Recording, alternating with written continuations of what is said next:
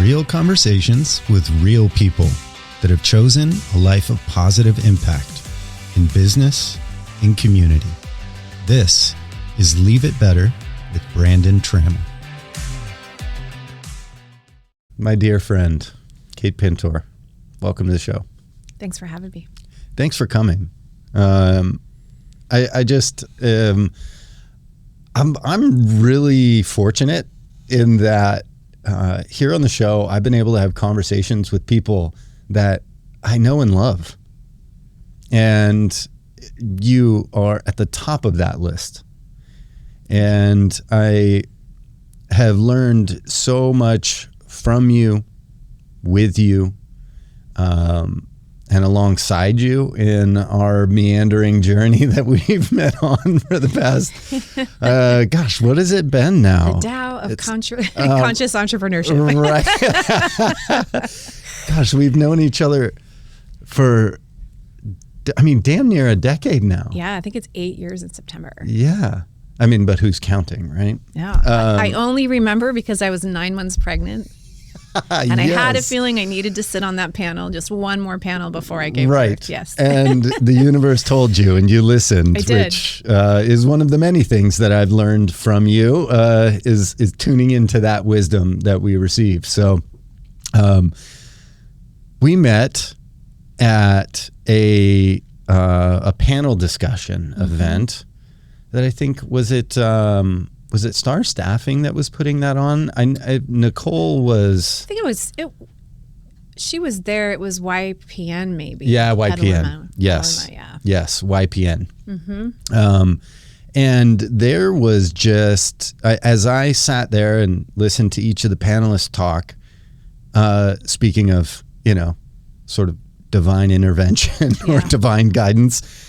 when you started speaking, I don't know what it was. I cannot at this point put my finger on why I was so attracted to what you were saying and your energy. And I felt compelled after the panel finished up to say, hey, let's grab coffee or something. There was just something that really drew me into what you were saying. And now, right, in hindsight, I look back on that and it was guidance. Yeah. It was, intuition that said, this is a person that's supposed to be in your life. Brandon, go have a 4-year cup of coffee with her. Yeah, the endless. Bottomless cup. Bottomless cup of coffee. Yes. So, and all the beautiful things that have sort of transpired since then have really been leading a journey for me. And you and I have had some amazing chances to work together in collaboration, both in our board seats for Conscious Capitalism Bay Area, which is really kind of our first foray. It was our first sandbox. Yeah. I love the sandbox analogy. So I just have really appreciated our connection and our collaborations over the years, which I think is a great place for us to start, because on the way over, I was really, it was, some of that guidance was given to me around, let's talk about being in partnership and collaboration. Yeah. Because that's something that we've had the great fortune to do and has been bumpy. Yeah. Some bumpy roads. And I know there's a lot of entrepreneurs out there and business owners, people who got a side hustle and want to grow that into something, that are feeling the friction and the tension around, I don't think I can do this alone. Mm-hmm. And so I want to kind of explore that a little bit on the importance of partnership and collaboration and the challenge of that. Oh, where shall we begin? So many places. It's funny with collaboration. I think everybody that's running a business, if you have decided to go all in and scale, and you want that work to stay meaningful while you scale, and you don't you have questions about your capacity to maintain the current client load, depending on what the business is, and get into that creativity to move the needle. And whatever you do after you're already successful needs to have a lot of meaning to it and be lucrative. Yeah. You want it to light you up, not add more burden. So people have this fantasy idea of what collaboration is going to look like, of like, if I just had my dream partner in this right hand, maybe it's you. And then we will run together into the sunset and make, tons of money and change the world. And it's like, I picked Brandon, right? but there is like there's part of that is a fantasy out of the scarcity of how we hold what's possible, because we're still looking to ourselves, and there's way more help than that. And then designing alliances and being willing to be, when you're collaborating, you're dancing with the unknown. So for a great collaboration to really take off, it all has to do with how we're managing uncertainty. Yeah. And if you're not all in that dance of navigating resilience and uncertainty, they tend to go, they don't last very long. Right. So what do you think about that? I guess what I have come to find, and an emphatic position and understanding on my side of things, is that the problems with collaboration and partnership come when we are all, when those partners are asserting their position as opposed to, being independent, right, versus interdependent. Exactly. And we were just talking about this in our brief messaging the other day of like the importance of understanding interdependence as the anchor, right? Where you have skills and gifts that I don't, and I have skills and gifts that you don't. And interdependence between people is much the same. I think it's exactly the same as interdependence between systems within nature. Right. The bird doesn't try to be a fox. Right. And the fox doesn't try to be a bird. But they both understand their role, their strengths, their gifts, and they do those things. And interdependently, they feed off of each other. And so I think for me, the importance in partnership and collaboration is that vision or that perspective around interdependence. You're going to do what you're really, really good at. I'm going to do what I'm really, really good at. And those two things are going to converge to produce something amazing. And the right team around being a woman in collaboration I work with mostly men when I'm happiest in my career. I'm just surrounded by a lot of amazing men at home and abroad. It's I have brothers. I don't know if that's it. That could have some influence. Could have a little bit to do with the autism spectrum and like rigid thinking. But I definitely, I notice when we're thriving, having like clear communication, and in those collaborations, how we hold our own weakness and our awareness of that, and trust and the vulnerability of being together as you're seeing each other's mess. Like there's like times where you need to be working with people that can hold your hair and also be like, let's just go. Let's not talk about that. Let's keep moving. And so there's kind of a dance of that. And I don't think it's male, female, but I know, as you know, it's interesting to be surrounded by men in business. I get to see, some of those layers a little bit differently, and and the bias and the other things that can happen, within that too. But collaboration is like when you said interdependence. That's the dream. That's what we want to change our companies into. And in my strength strategy work, we call interdependence like I serve us, so we can serve others. And if we were in independence, where we kind of pendulum over, I'm loving this, I'm loving what I'm doing, and I'm really competent in what I'm doing. Well, then where you're most competent, you're really blind. So you're harder to collaborate. If it's like the thing you do great, you're so much more blind there. So you're going to be less conscious about what's happening. So you need people in your blind spot. And if you were in dependence, then if you have a a dominant partner on the team or somebody who's really certain, then people end up in submissions somehow, or they feel disempowered. So your leadership might be shutting people down. For sure. And then in a lot of collaborations, it's in like we become very codependent because we're like, well, I did this and I'm waiting for them to do that. And then things don't take off the ground, and you need velocity in that first year, and nothing's going to go. And but velocity isn't push. Right. It has to be about the energy and the collaboration. So that's my tactics on that. When you were talking about that, I sort of scanned my experience, and how I've done things and how I've shown up over the course of my career, and hard to work with was something that you just said, and I thought, oh shit, that was me. Like that was me. I was so confident and independent in my perspective at the early stages of my career, before sort of awakening to some understanding, some fundamental truths, right? And I remember very distinctly conversations with other agents, right, in the office, and I'm like, why doesn't like all these new agents are coming to you and they want to do joint work with you, and like nobody's approaching me to do joint work, and lone wolf was. Were you being too awesome? I'm not sure that is it, but it was me. Force field.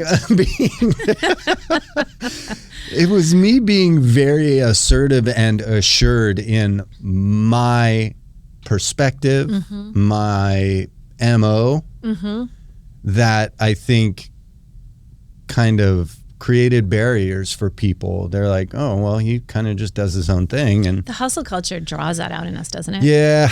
Especially in that industry. I was, for sure. Yeah. I was steeped in that culture, for sure. That is one of the greatest gifts that I've received through doing this personal work. Yeah. This self work is, wow, that shit isn't necessary. Right. It's actually counterproductive, right? And I think in it is that ideal that we're sold around rugged individualism. Right. Be so good on your own, you don't need anybody else. This self-made farce that we've been sold. So I think for me, that is the biggest lesson and gift.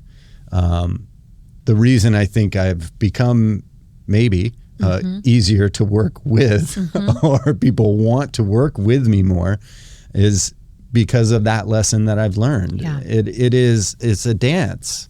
It is that interdependent model where it's like, I'm just going to do the things that I'm really, really good at, and I'm going to be cool with and hold space for the fact that you're going to do the same thing, and we're going to do that in concert. And the beauty that comes out of that is unrivaled in my experience. So I think this is one of the great things about you and I, and the work that we've been able to do together is we both understand that interdependence.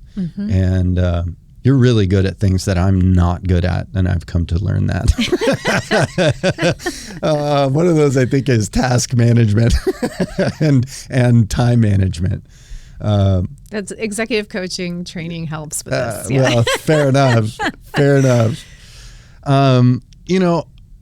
I would. My mom game is pretty strong. My business mom, evidently. This is the feedback I'm getting. I'm like, I don't want to be that, and they're like, you're that. Well, but do it. Yeah, you're like divine mom in the business world. I'm like, oh, I don't know how I feel. But look, a great mom, I think, is one who understands that her role. Remember who you are, Brandon Trammell. Play to your strengths. Yes, embrace your weakness, man, for people. And there's mom vibe, but you're not the helicopter mom, right? No. You're the mom who understands that it's her job to, kind of show people what is possible. And it's like, well, let's rip that Band-Aid off. Give them space with a lot of hope and cotton candy. Yeah. It's like a mix of both. That's the feedback I get. Well, they're like, I love your energy, and like, but what comes out of your mouth sometimes? Like, that was like a lot of truth really fast.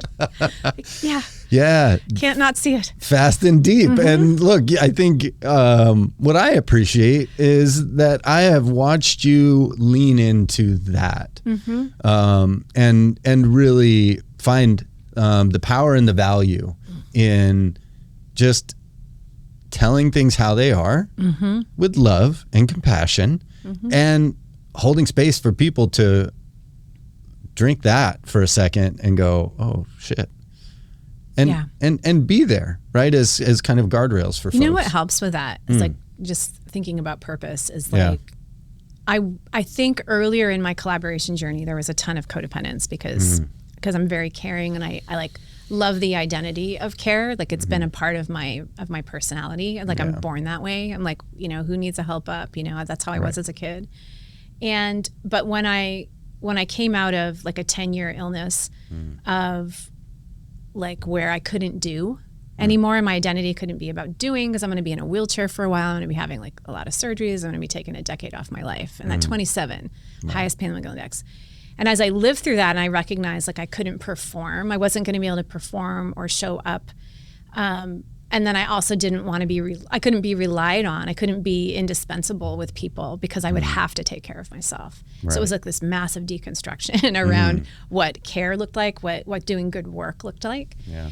And I've experienced that people, like your strengths and your power, even thinking through the lens of collaboration, like it just eats at you until you give it away. And you're going to have to take risks to really do that. So you need to know your strengths have to find a target. Like your strengths, I use Clifton Strengths and from Gallup, but you can use anything. It's just a philosophy. So, but that power will eat your body alive. It will put you in a wheelchair until you take that honesty journey and deconstruct some things and really get at interdependence with spirit, with universe, and with God, however you name that to be.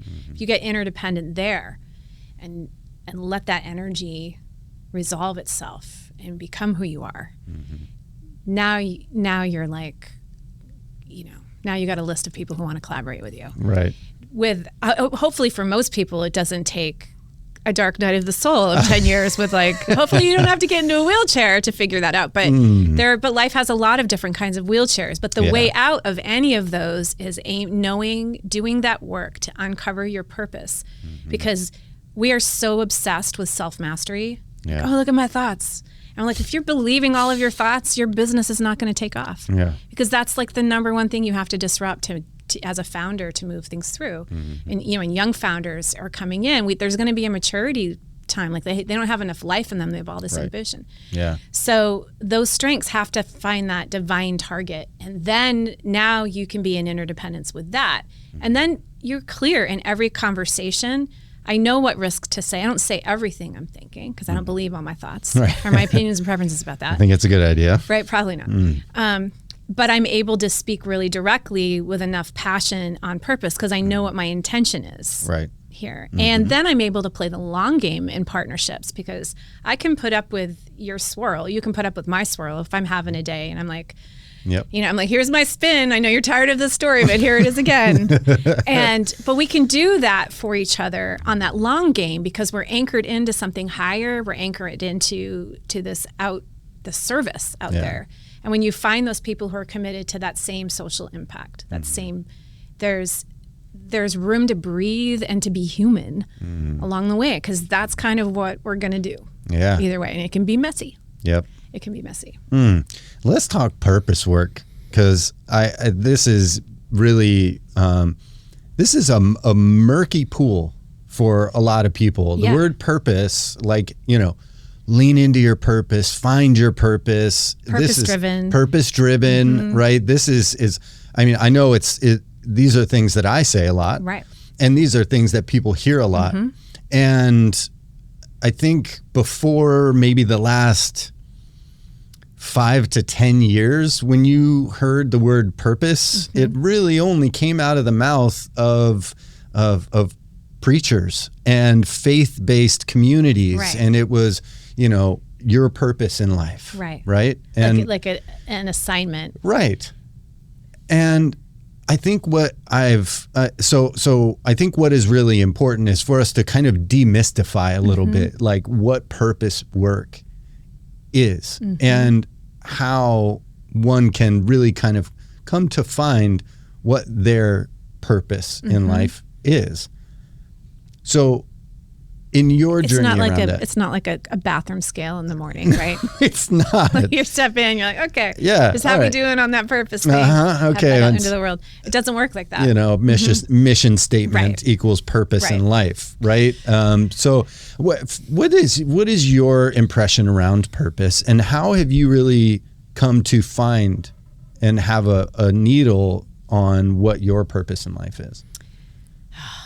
It's a big question. I know. I mean, we've got at least, we got a cup of tea or we got something. an hour. So no, distill. No. Yeah.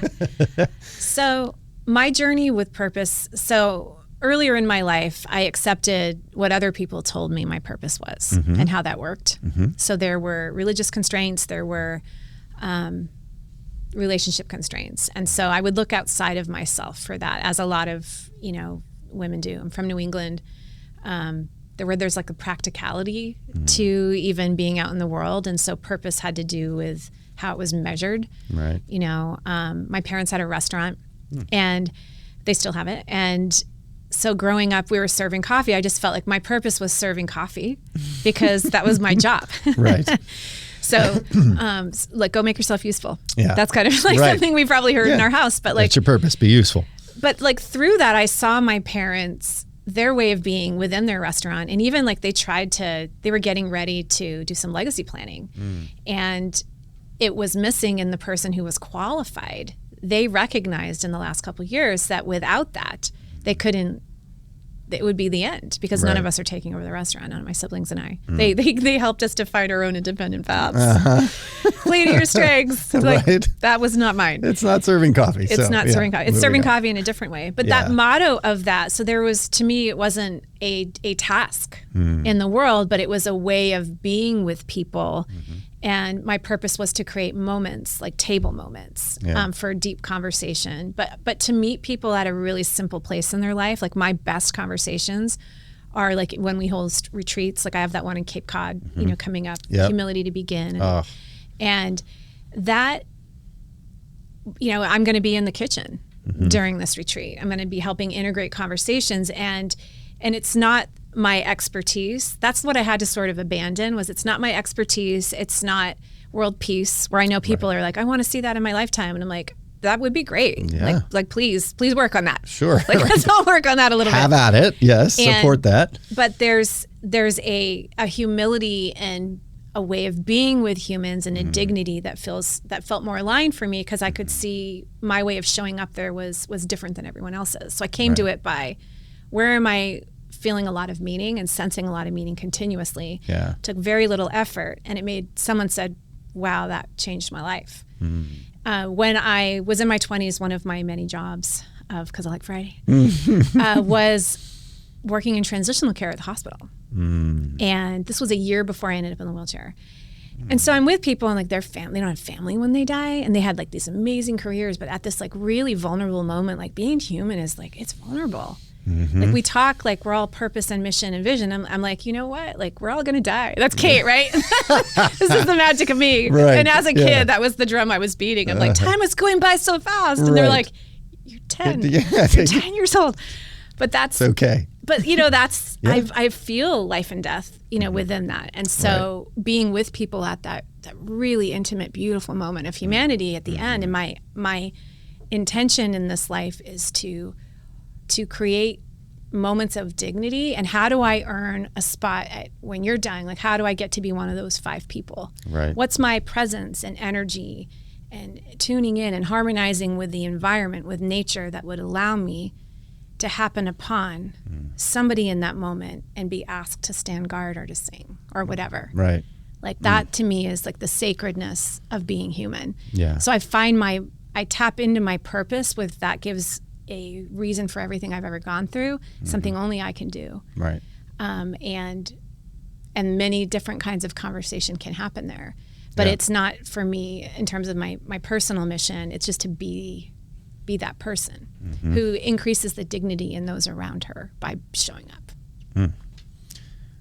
And that is, it's very hard to brand that business. Yeah. How does one brand that? Yeah. And Purpose Financial. Look, this was something that came to the forefront for me when I started my board seat with Conscious Capitalism, right? Because which one was of the business tenets, church, right? For sure it was. It was higher purpose, right? Being one of the core tenets of conscious capitalism, right? Operating in business with a higher purpose above and beyond profit, which I was like, fantastic. And then I started to kind of, as I went through that journey, really, like, for me, it was like very, very undefined. It was very like nebulous. What does that mean? Higher purpose, right? So I think what I came to find, and really when I formed Purpose Financial in 2018, I was designing the logo and like kind of creating that. All right, so what is this? What's the name going to be? What's this? What's this going to be about? And I stumbled upon something from Japanese culture that hit me like a ton of bricks. And it is this concept of ikigai, which is actually the basis for our logo. And in sum, like to sum up, for insert logo on the screen. All right, flash on the back screen. Our purpose in life, right? Or what gives meaning to our life. So I can understand why it's really, really unclear and nebulous for most people. Right. Because like when you think about purpose, it's like, oh my God, it has to be so grand. It has to be this world-changing, earth-moving thing. Right. What's the global purpose? Right. But we do have different purposes. You have your relational purpose, your situational purpose. And to me, it's like, these are like, do the work to have a language, your own language around it for everybody and figure out what that is. But it's like, I got to put these on again. And it could be a tether to a North Star. It might be that, even when you're networking, when you do that work to figure out what that Venn diagram is, you're able to be really intentional. There's a criteria even within there about who your best collaborators are. Right. But people who aren't, to me, as far as the purpose stuff and shifting from the old way of viewing purpose, it's not like vision. It's not a destination. Right. It's a place we live from. So it's something that we have to presence from there, even going in, like when that's fulfilled, when I stay in there and all the feels and the enjoyment of envisioning how that all works out, then suddenly the path appears in front of me. So it's such a great anchor. And I love that you did a Venn diagram, because obviously I only communicate in circles that are connected. Well, you sent me one just yesterday. I kind of did. I kind of did. That I think was pretty fantastic. And so for me, and then when I found that, right, I was like, yes, that's it. And Purpose Financial and Insurance Services is absolutely the name.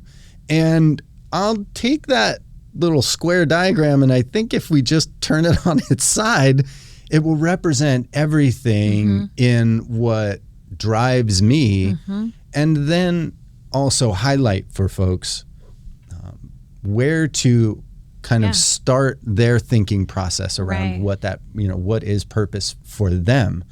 I mean, so much of your job is helping hold, this is what I make up. So much, because this is what my clients tell me after they've spent time with you. Okay. You help them to hold not the ideal picture of that, but there is something of like being able to go high enough to see high enough. And when it's finances and legacy and then you have all this personality, all these people working together, especially if they're tied financially. And it's like, it's so much to do that. And so your purpose helps us go higher. And that can be, that's a common thing. If we don't go high enough, we're going to have all of this tension and collaboration and partnership if we can't go high. I've had to like interrupt conversations with people at time. Like, can we have a higher conversation around this? Because we just shrink down into the difficulty, and people need help, coming back up. They need trusted advisors that will never forget what that was for them when they forget, especially when there's money on the table. For sure. Yeah.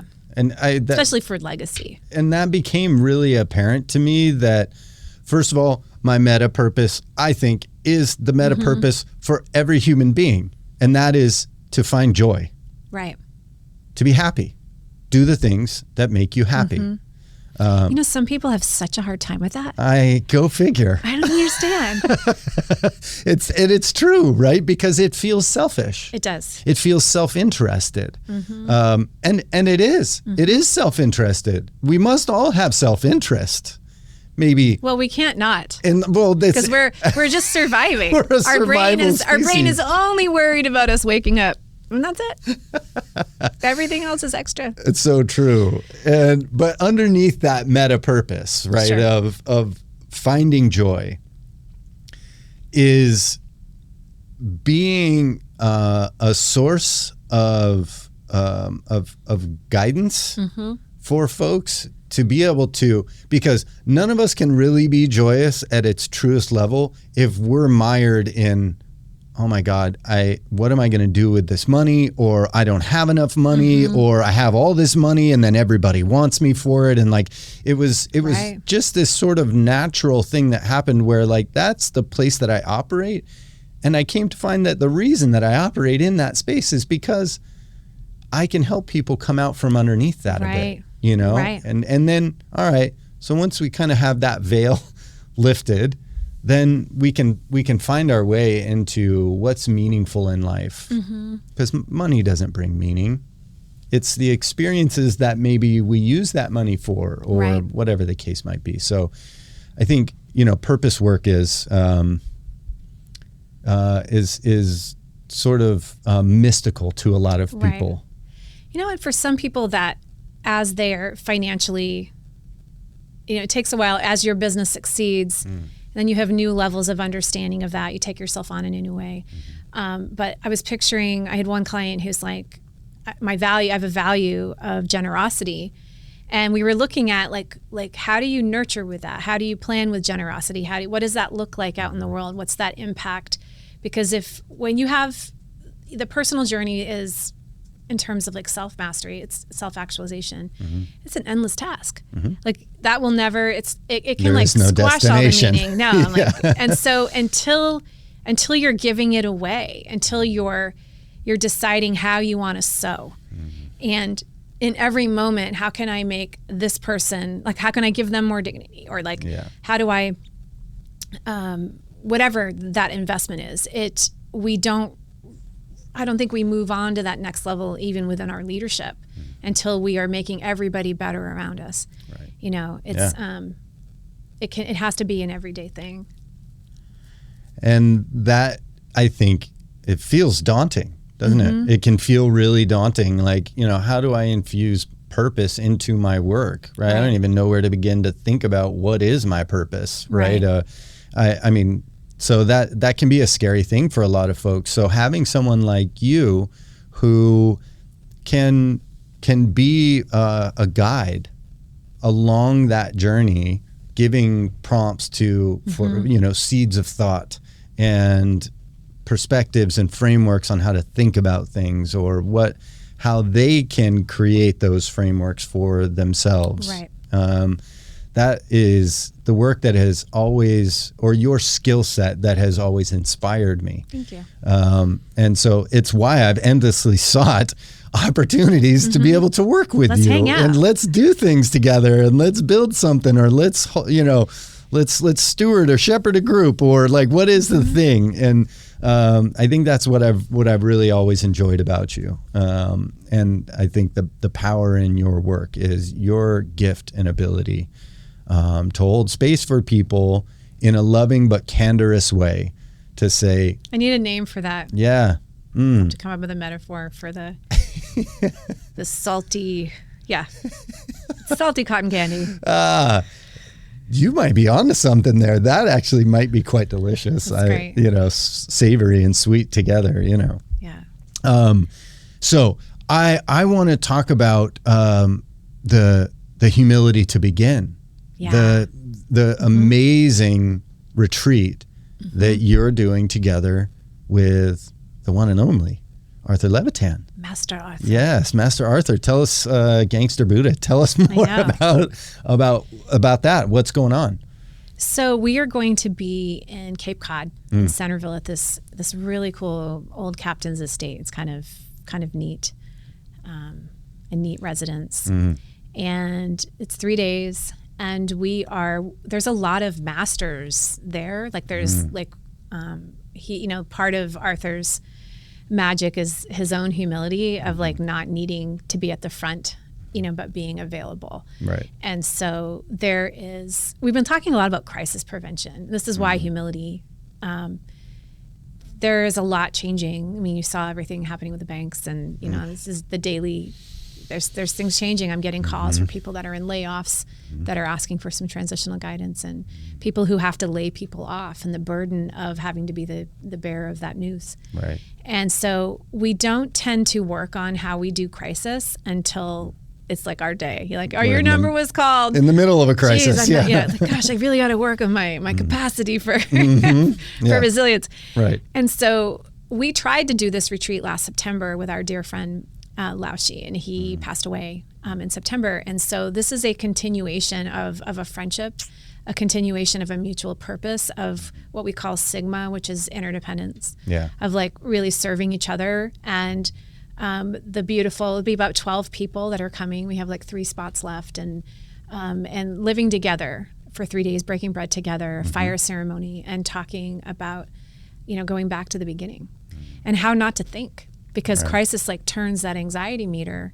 Most of the people that I work with are phenomenal thinkers, thought leaders, but it's hard to shut off. No, they tell you how to capture those thoughts and how to say it, whatever, but no one tells you how not to think. And that's what Arthur, to me, that's like a huge part of his mastery within there. So I'm coming in to integrate, to help people to connect it back in a real practical way. Sure. And set that table for those, deeper conversations and pull some Band-Aids off as necessary. We all need that. And we all need that. It's great. And this meditation, so it's mind, body, spirit. So there's meditation, there's going to be some other spiritual guidance there, and serious inquiry and into like what is even the Tao and why walk that path and what path is coming to you. And the day I met Arthur, I shared this with you before, but I love to share it when his name comes up. It's like 100 ravens were circling my house up in Humboldt.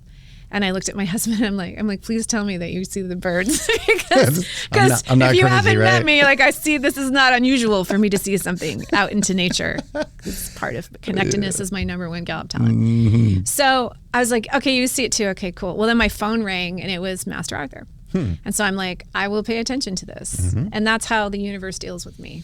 There's a little bit of a nature shakeup and then there's opportunity. Yeah. So I think Taoism for anyone, it definitely it's permeating with me. I'm marinating within these principles and this ancient wisdom because I don't want to be managed by the culture. I don't want to have my beliefs. I want to deconstruct unhealthy beliefs, but I don't want my children to be led by culture. I want to disrupt what's not going to last. Yeah. And so this had been a really great way. And I'm hoping the next few people that come are, like if they were collaborating, how crazy would it be to come and do that work together? Because for you and I, like walking this path in parallel has been like so profoundly like life-changing. But to be, for me as well, to someone to like bounce back and forth on and be like, I'm unlearning that. Ooh, I just saw this. like that doesn't exist in nature. That is something I made up that I've been walking out. And so it's a level of reality and candor that I think people are really craving, and you just can't find it anywhere. Yeah, that's so true. Well, I know, I think one of the greatest things and lessons that I've learned in working with Arthur, and you brought it up as one of his strengths, which is I don't want to be the smartest person in the room. No. I don't need to be the smartest person in the room. I should not be the smartest person. If I am the smartest person in the room, I'm in the wrong room. Right. I'm in the wrong room Right. because I'm not learning anything from anyone in that space if I am. Right. Right. So then we go into that ego drip of this is me being at the front of the room, being the smartest person, the sage, right.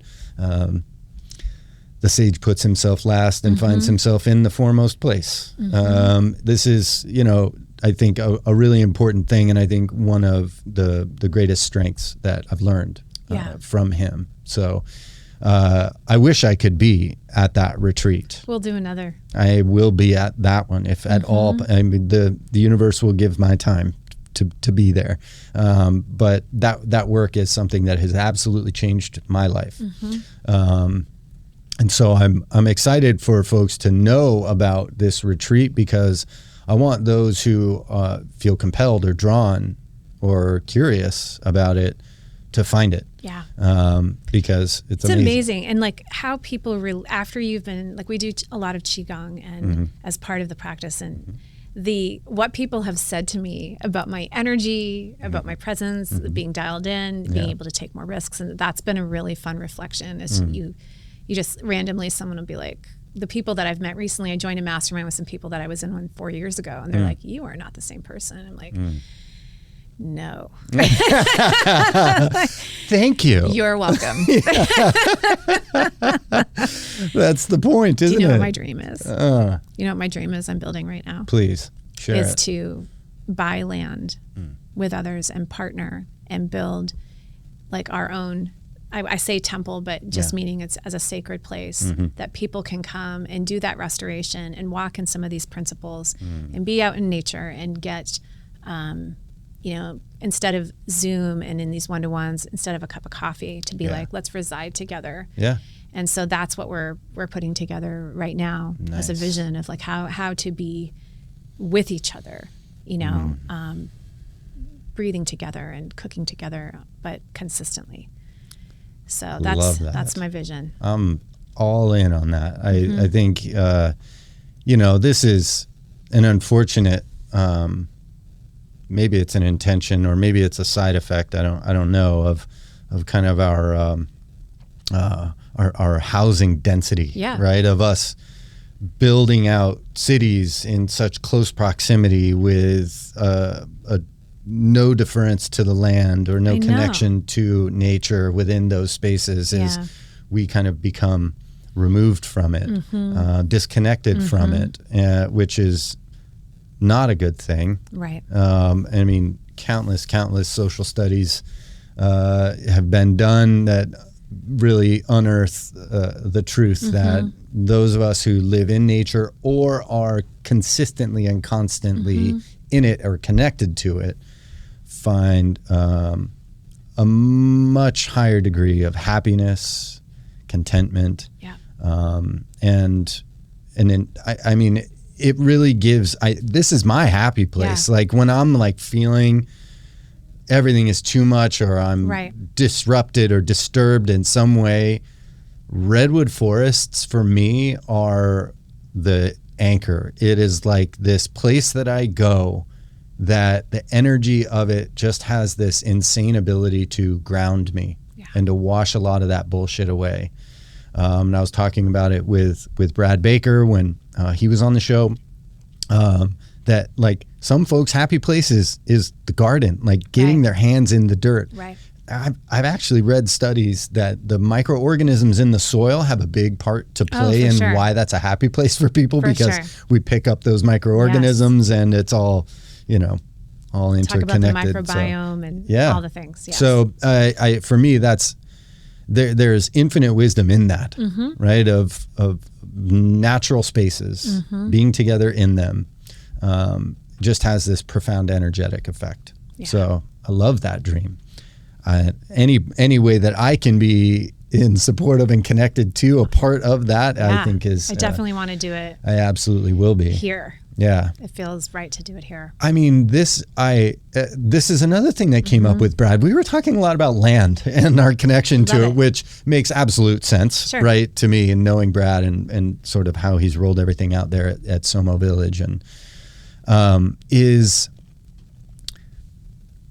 our little microclimate here of Sonoma County is extremely biodiverse, is really well positioned to kind of weather, no pun intended, climate change because of the natural landscapes, the underground aquifers, and the watersheds that we are living in. Yeah. This is an extremely diverse landscape that is well positioned to weather the storm of climate change. So, what better place, right, to do it than Sonoma County? I think that's absolutely wonderful. Yeah. I try to move away. I keep moving back. I feel I can't. We thought about it, right? Lindsay and I have talked about it, and even with like friends, especially through the pandemic migrations that happened, right? People like mass exodus from California. We have thought about other places in other states, and they're beautiful and wonderful landscapes. But I don't know what it is, but there is something that compels me to be here. In Sonoma County, so it's an amazing place to be. Yeah, so it could be tied to purpose when it's mysterious, right? Yes, for sure. Yeah. Kind of unknown, which I think is another great sort of topic of conversation. Is the sort of the mystical or the unknown. Let's call it that, because you brought that up in sort of previous in a tidbit. Navigating uncertainty and unknown, and being that's okay all spiritual in that. Intelligence is. It's my relationship with the unknown, with mystery. Isn't it interesting how the unknown is so scary for so many of us? How when we don't know how things are going to turn out, we become extremely anxious. We want to control. So what's your take there? Give us your wisdom on why that is the case, and then how we step out from underneath that, or come to terms with that, maybe is a better way to put it. Yeah, I think one of the first things that I do with the leaders that I coach is look at their perception of what they know, what they know they don't know, and what they don't even know they don't know. And it's this blind spot space of, and based on like their Clifton strengths, there's some level of, where people shine, they shine when a lot is known. Other people shine in the unknown, depending on what those are. And obviously that's not the only way of measuring. Right. But as we increase our curiosity, we increase our ability, to be at that interdependence. Interdependence is being able to be in that dance. Yeah. We're never all there all the time, but because we're human. So we get, we collapse, some of that. Life happens, crisis. And just to say, self-actualization is, it leaves out a lot of marginalized people. I mean, I'm like a white girl with, with quite a bit of privilege just from being out in the world where I am, as I am. And I think of the simplicity in some of these places that equalize that space of unknown. You have to bring a trauma-informed lens, because it's not like being okay with the unknown is not having no worries. Right. And it's not. And so when I'm fully in reality, fully interrogating reality, and fully able to dance in the humility with the unknown, then I'm grounded. Then that's the interdependence with spirit. But if I am avoiding reality and really comfortable in the unknown, I'm probably doing harm. I'm probably too in my privilege. Yeah. I'm not, there's realities I'm not addressing. There's things that I'm not paying attention to, the environment, the systemic things that I'm a part of, because of even just being white, within here, right? No fault we're of your own. Change. It's we're born into it. But so it's, if I'm exploring reality and that's what Taoism is actually. It's if you picture that Tao of Pooh book, and Pooh's got the kite, so but he's standing on the ground. You can't just be up in the kite. And if you're just on the ground, you're not going anywhere. So we need both. That's why collaboration is so important again. Yeah. Because we're not going to be there at the same time. And there's times where, and how we also meet each other in reality and meet each other in vision. Are we connecting? that's the gateway, is that human connection. Because then just even when someone shares, I'm scared of the unknown, they share that fear, they offer that up. If you presence yourself with that cup of coffee, that, you know, pot of coffee, and you serve coffee in that moment, their brain will form new neural pathways. There's all this beautiful neuroscience. Just your presence will help that person heal when they talk about the unknown. And if you notice people are all of the time in this worry, stress, and they're not doing that grounding work, I feel like we're at a point in life where I'm like, yeah, no hall pass for you. And that's Kate version, but of that. And I'm like, yeah, no, you're going to have to raise your EQ if we're going to work together. Right. And that's like a brutal reality. Sometimes people are like, oh, you know, and I'm like, there's like, no, you have all of the ability to grow yourself. Yep. So I can't give you a hall pass for that.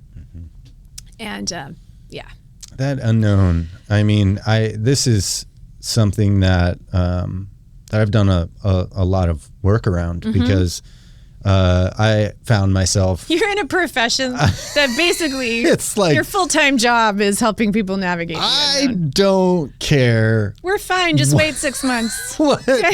What any financial advisor says, there is more unknown than there is known. And I don't care how long you spend trying to make people feel like they know or that you know. 90+% of the time you don't. But that people's risk aversion, like you assess that as you're creating a pathway for it. Yes. So it's like, I mean, different people have different needs, and there's so much in there. But like literally, this is sort of your wheelhouse of genius. It's well, remains to be seen, I suppose. But no, but it's I think one of the best things that I can do for my clients, whether that's, you know, in discussing insurance or investments or kind of consulting around and educating around mindset and how to really look at our money, think about our money, and approach the world at large, is we've got to get comfortable with the unknown and the things we can't control, because it makes up about 98% of our existence. Right. There are, I mean, two things in life in my perspective that are actually under our control. It's our attitude and our actions. And outside of that, there's very little control. Yeah. Now we can take steps to, you know, sort of navigate the boat, but the river is going to take us where it takes us. The current goes where the current goes. And the more we fight that current, the more we find ourselves off course, struggling, tired, burnt out. And so accepting there is a massive amount of unknown in our lives and uncontrollable. That is a place where I found the most contentment. I mean, that acceptance and of that understanding is where I have found the most contentment in my day-to-day. So if I can share that with people, and I can help even just a tiny crack in that armor that we've been sold, to let that light in, then I think that's a win. I think for me, tied with that is like coming up into a larger story over humanity of love. It's like if I relate to all of that within the unknown, that there is a higher purpose, not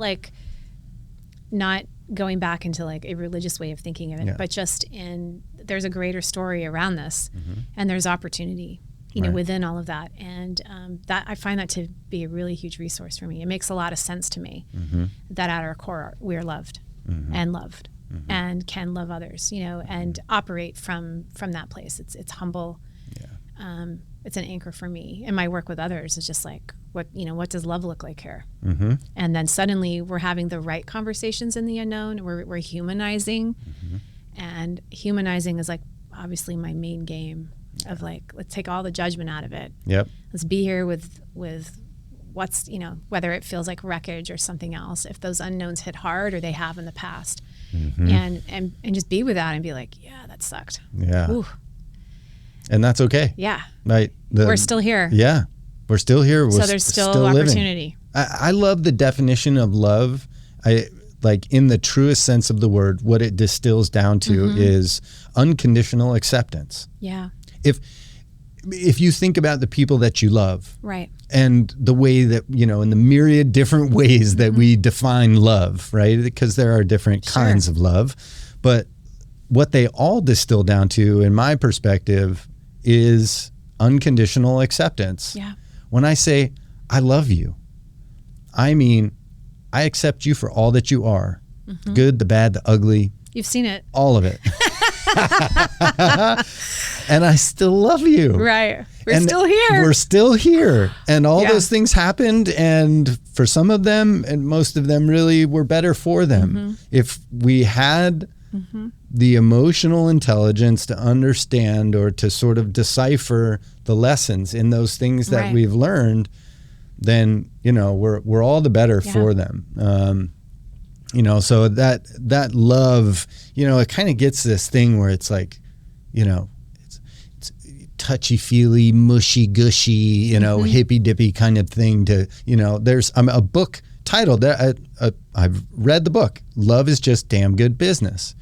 And for a lot of people, that word love in concert with that word business is kind of like, what? That doesn't make sense. But if we decode that word love to distill down what it actually means, is that it's just unconditional acceptance. Right. Is damn good business. Right. Because you've read Who Moved My Cheese? Yes.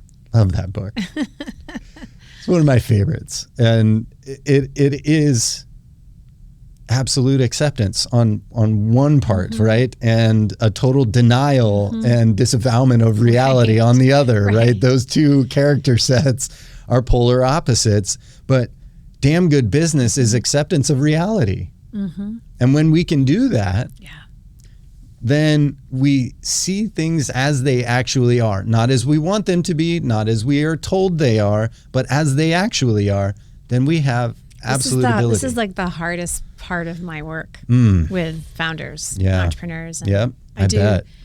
Because staying in the development of vision, it's very hard for them to face what's there when things aren't moving fast enough. Right. And I call it the show, people's response to uncertainty while building something. I'm like, I kind of want some popcorn for this one. In? Yeah, exactly. Well, this is good. And we all have that, but most of us can't see our show until we have a good faithful friend to kind of go, that's interesting. Here's a replay. Yeah, have you seen that show? And you got to get tired of it and care enough about people to move through. But there's like vision and reality and business are like a rubber band that are pulling. Jean Marie Jobs taught me that. It's like, so they're pulling on each other, and you don't get to wake up in the morning and decide there's no gravity. Right. And gravity is reality. Like, you don't wake up today and go, I'm just going to actually fly down to Petaluma. I'm just going to float up outside my house. Right. And Sebastian would have loved that heading over to school. And we're not taking the car today, buddy. We're just going to fly. Get them wings on, boy. Well, gravity is there every day. And so we want to be in negotiation with that. You're going to be successful if you can negotiate gravity and get better at negotiating gravity with an eye on where you're going, right? This doesn't mean that we're stuck in there. And it seems like people, they're great in gravity or they're great in vision. So how do we bridge that gap? Only through that human connection, that interdependence, can we hold each other on both of those. And the need to be right, look good, be comfortable, be in control. Like, those are all the things. That's what's causing the show, is how I'm navigating. But so that was a mouthful, but look, no, I'm running through my graphic in my mind. Maybe I'll submit it and I'll pop it up on the screen. I'll post it in the comments down below. Don't worry. But I think it's important. If there is no other lesson to be learned from a Taoist perspective or Taoist principles, it is that understand the system in which you operate so that you can best navigate that system. That is survival. Yeah. If we look to nature, it gives us all kinds of examples of that, right? Right. And then animals that have evolved to not defy gravity, but to work with it for their benefit. You look at a flying squirrel, it's a squirrel. doesn't have wings. But damn if those things don't sail. Right. Right? And then humans go, oh, that looks like it could be fun. And they make squirrel suits and they go do it. They die a lot of times. It's an extremely dangerous thing. Don't do that necessarily. But look, we built the plane, right? That wasn't in defiance of gravity. That was in concert with gravity and the elements. We can transcend reality. Go low to go high. How about that? So we learn these things if we can pay attention. That was my ASMR voice. How was it? You got really close to the mic. Transcend. Such an interesting thing, the ASMR. Anyway, maybe that's a different podcast. My brother thinks that's the podcast I should create.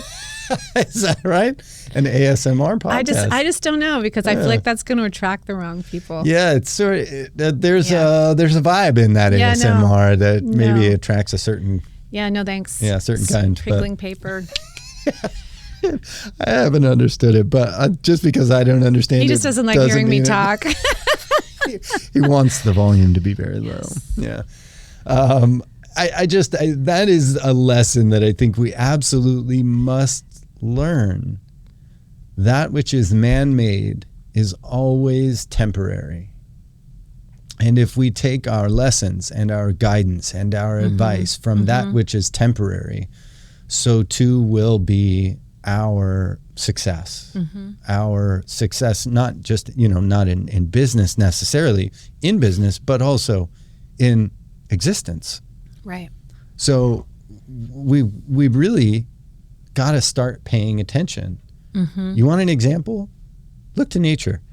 If you have a question, find an example in nature where that question is answered. Right. Right? This is why I love biomimicry, and I think, we can learn so much from nature, right? All of the medicines and all of the treatments and all of the things, right, that have helped us advance medical science have all originated in nature. And we synthesize them, create them, and make our own, and then patent it and sell it for billions of dollars while we kill people. But I know. Anyway. Nature is such a great example. That's the evening podcast. Right. It's a different, that's, our Discord channel. Leave It Better goes nighttime. The dark side of personal development. What are you working on right now, or what's happening in your life that's got you feeling really inspired?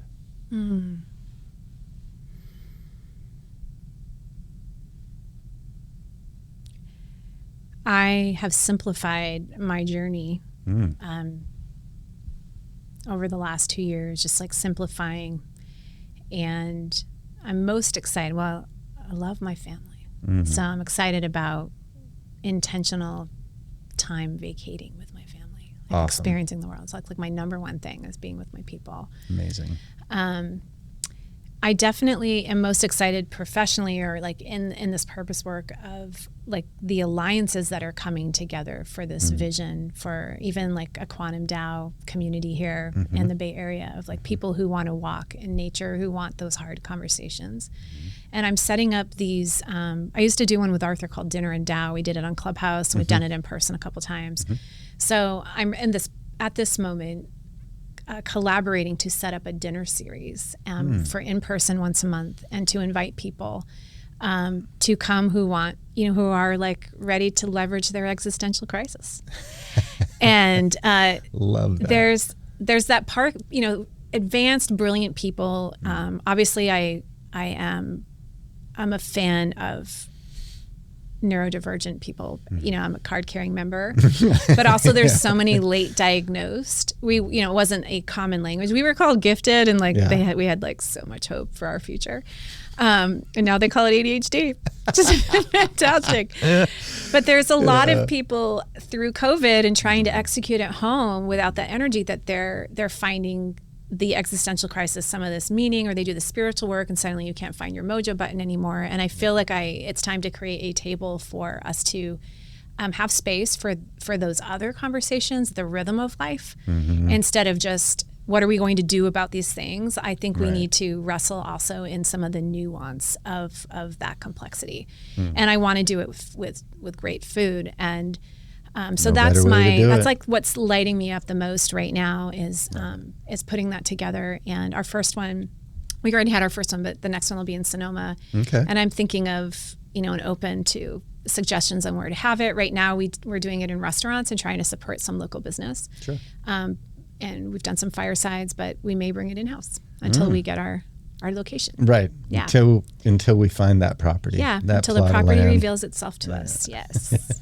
Yes. Well, that I am a big fan of, and I assume you will certainly keep me Absolutely. informed on when those happen, because I will be attending those. Anything that's local that I can get to, I'm there for it. Except for, of course, Wednesday night at 4:30, which is Right. qigong, Right. because I love the feeling that I have after I do a qigong session. Right. That is like my witching hour, man. I just Seriously. cannot seem to make that 4:30 on Wednesday. I don't even know how Or Tuesday. I don't know how that particular time frame was chosen, but it's hard for a lot of people on the West Coast. But Yeah. but when I started it, and I'm like, well, like for like 3 of them, or how many do you want to do, Arthur? And he's like, forever. No, forever. I was like, what do you mean? I'm like, this how is many? the path. And I was like, what do I do? I'm going to learn it in 6 sessions. And he's like, no, like this is forever. And I'm like, going to do this every I'm week. like, Yeah. so I rearranged my whole life for it. Right. And because I have to treat it as though it's worth rearranging my whole life for it. And it's been great. Right. It's been great. We'll do more too. It's Yeah. only $20. Everyone should come. I completely agree. You can, they can go onto Instagram, Yeah, find Master of Tao. and you'll find exactly how to plug into that qigong, and also to the humility to Yes. begin, Yes. because you do have quantumdao.org. quantumdao.org. Well, that seems easy enough to type into the search bar. Yes. And I encourage everybody, if they haven't done qigong, if they haven't practiced that, to practice it, to check it out, give it a shot, and because it's amazing how the movement and the breathing and the focus can unblock It shuts off the brain. so much, right? Getting out of our brains and into our bodies and our energy is something that I would prescribe for everyone and anyone. It just changes the way you Yeah. feel. Yeah. So I want them all to find it. If they're like, wow, that woman, Kate Pintor, is something special. That's a genius that I could learn a lot from. Maybe they want to work with you, or they want to plug into communities that you're guiding. How can people find you? You can find me on LinkedIn at Kate Pintor, and Instagram, kate.pintor, and coach at katepintor.com. Awesome. Yeah. Thank you. I cannot highlight enough how amazing you are, and how strongly I would suggest those who feel compelled or curious about what you've shared today, or who you are and what you're doing, to find you. Because our friendship, our professional endeavors together, though mostly fleeting, have Up until now. have been some of the most rewarding and fulfilling times. Yeah. You're an amazing friend. Thank you. You're just an amazing soul and an amazing force and energy in this world, and I appreciate being able to call you a friend. Thanks for coming on the show. Thanks for having me, Brandon. If you like what you've heard, make sure to subscribe wherever you listen to podcasts. For even more inspiration, head over to our YouTube channel, Leave It Better with Brandon Trammell, and subscribe to watch videos from podcast episodes, gain insights around getting right with your money, and achieving contentment in a crazy world. And remember, wherever you go, whoever you're with, whatever you do, always aim to leave it better than you found it. You left me better. Well, I could say the same.